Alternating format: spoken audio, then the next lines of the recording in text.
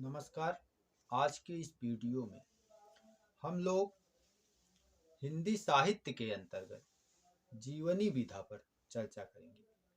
हम लोग यहाँ जीवनी क्या है जानेंगे और हिंदी साहित्य के अंतर्गत लिखी गई महत्वपूर्ण जीवनियों पर चर्चा करेंगे। चलिए प्रारंभ करते हैं।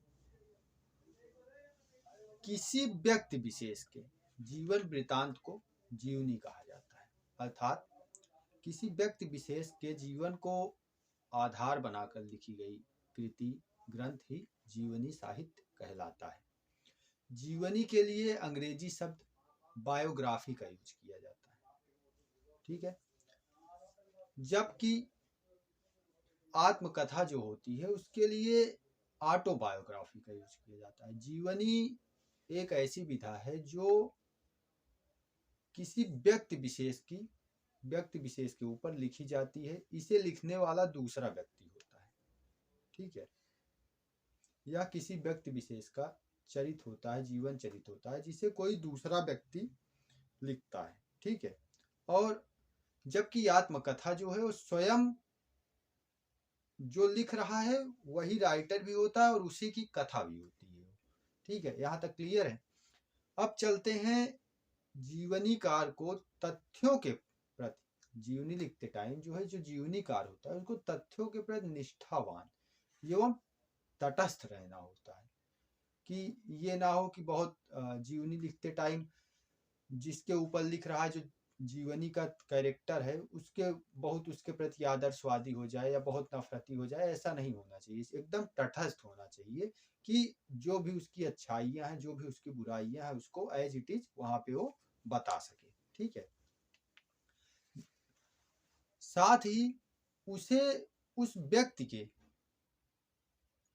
जीवन में प्रवेश करते हुए तटस्थ रहना पड़ता है। ये बात हमने बता दी है। जीवनी लेखन में जितना बल चरित नायक के चुनाव पर दिया जाता है, जीवनी लेखन में जितना बल चरित नायक के चुनाव पर दिया जाता है, उतना ही उसके सजीव व्यक्तित्व के अंकन पर भी दिया जाता है।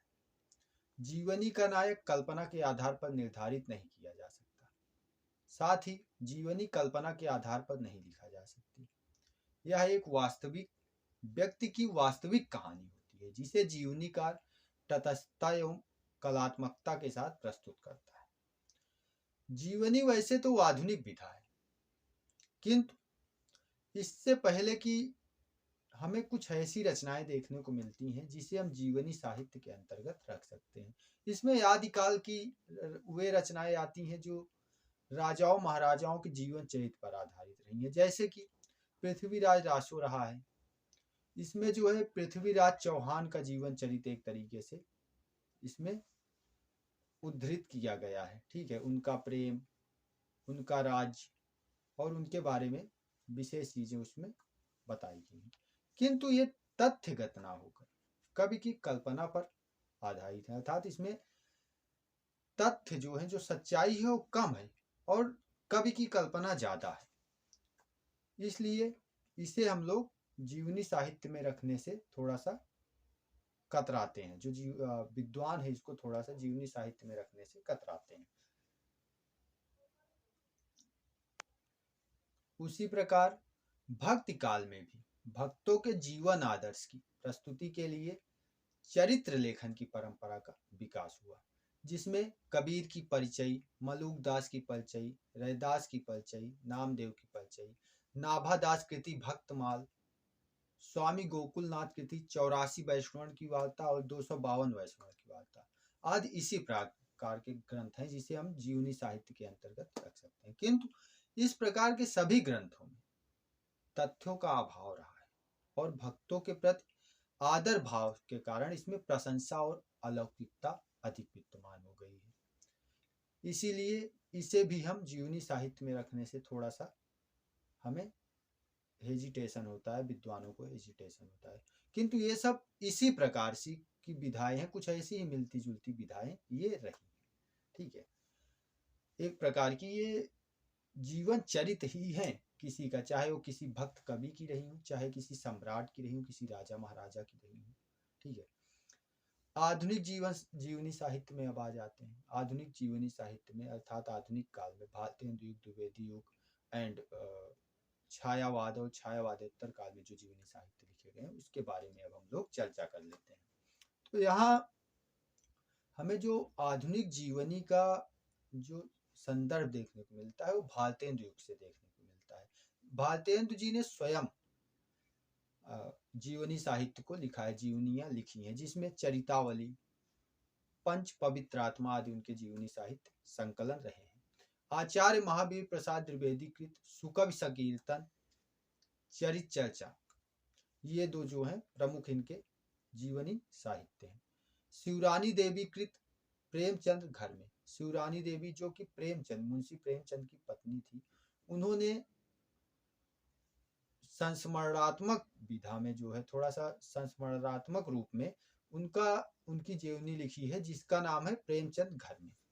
उसके बाद उनके पुत्र थे अमृत राय, इन्होंने भी जीवनी लिखी उनकी, जिसे हम लोग कलम के सिपाही के रूप में देखते हैं। जीवनी साहित्य में अगर उपलब्धि रही है किसी की विशेष तौर पर तो कलम के सिपाही की रही है, जिसमें उन्होंने अपने पिता के बारे में, जबकि वहां पे वो उनके प्रति आदर्श भाव भी बहुत ज्यादा व्यक्त कर सकते थे या फिर तटस्थ न रह पाते यूं कहें तो, किंतु उन्होंने एकदम तटस्थ रहते हुए जो उनकी अच्छाइयां हैं प्रेमचंद की और जो बुराइयां हैं सब कुछ उन्होंने अमृत राय जी ने कलम के सिपाही में व्यक्त की।